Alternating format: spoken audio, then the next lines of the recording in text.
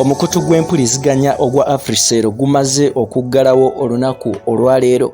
Mwenno abayina mobile money, abayina ssente ku mobile money ku mukutu guno bataddewo obukwakkulizo.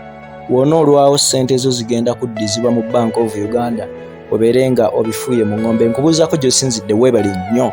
Weebale ddala okuvaayo n'ogobera enteekateeka zaffe ez'omuzinzi weewaawo ez'omuggundu ffe nga bwe twewaayo munnange okutuusaako bye weetaaga okumanya ate naffe n'oyongera okubitegeera. Nkugamba subscribing, sharing, commenting, twongere okulabika nga twongera okukolera ku ffeffetta okw'omuzinzi.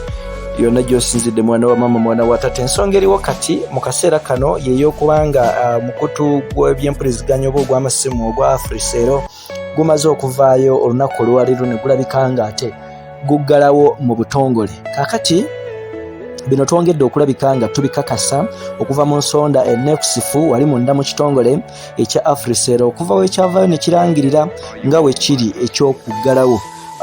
Twongedde okukitegeera ng'abakozi okuva mu kampuni eno eya Africell bagenda kulabika nga bakoma okufuna omusaala ng'ennaku z'omwezi 3 Novemba wa 2021.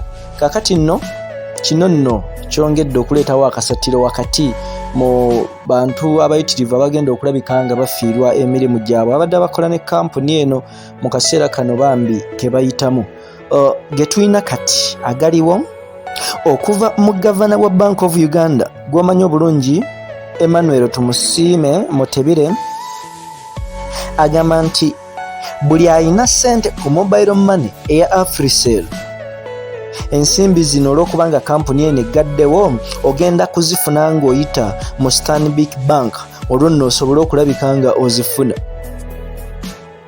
Kaakati wateereddwawo ennaku 9 kankiddemu ngambi wateereddwawo ennaku 9 buli muntu yenna alina ssente ku Africell zogenda okweyambisa nga zino zitandika okuva olunaku olw'enkya ng'ennaku z'omwezi 8 n'olwekyo bala okuva olw'enkya paka ennaku 9 we ziggwako buli muntu yenna alina ssente ku Africell money oba ku mobile money ya Africell olina ennaku 9 zokka okugenda okuzikima mu Stanbic Bank.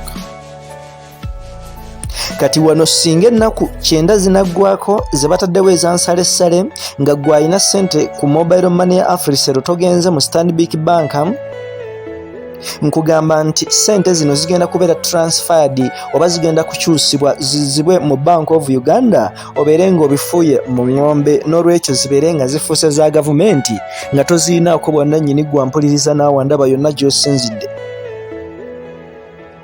Waliwo obukwakkulizo obuteereddwawo wakati ku bantu abalina baana ba mama abalina ssente ku mobile money eno. Kitegeeza bassebo ne bannyabo olina okusomba ebiwandiiko byonna ebiraga nti oli muntu omutuufu n'olwekyo tewagenda kubeerawo ngeri ya kifere oba ngeri ya kwepaatiika oba kwewugguusa ogambe nti nange nalinako emitwalo 5 nange mbaddeko n'obukadde 2, wabula oteekwa okuleeta data araga, oteekwa okuleeta ebikwatako ebiraga nti yeggwa omuntu omutuufu, endagamuntu, ebibadde bikwatagana ku layini yo, ebintu byonna biteekwa okulabika nga bijjibwayo gwe okusobola okufuna ssente zino mu Stanbic Bank yokka eriwo gwampuliriza n'awandaba. Kaakati kino kyongera okuleetawo of course okutabukatabuka mu economy olw'abantu abangi abadde bagenda mu maaso okulabika nga bakozesa emitimbagano n'essimu cards zino ate oba oliawo nga tebagenda kuddamu kufuna mpeereza zino. Gwandaba naawe ampuliriza yonna gy'osinzidde. Mpozi okujjukizaako akatono, Africell eno yatandika mu May ow'omwaka 2014 n'olwekyo okutuuka watuuse okuggalawo mu mwaka gwa 2021 mu mwezi ogw'Okumi. Ensonga bwe zityo bwe ziri.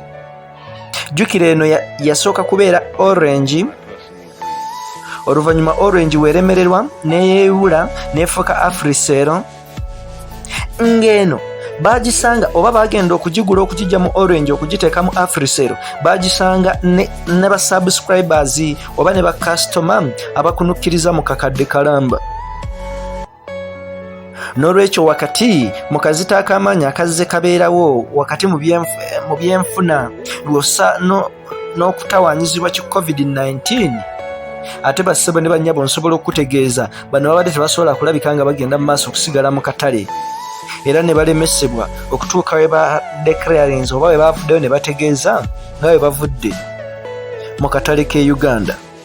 Ensonga bwezi tewe ziri, of course tukyayongera okukolera okufeffetta okwenjawulo kuweetaaga okumanya kati nkolera ekintu kimu bwe kiti subscribinga, likinga, sharinga, commentinga ffe twongere okutuusaako ensonga ez'omuzinzi weetaaga okumanya yonna gy'osinzidde. Nze Ssemaganda Moses Hope lwa Kampala Media TV.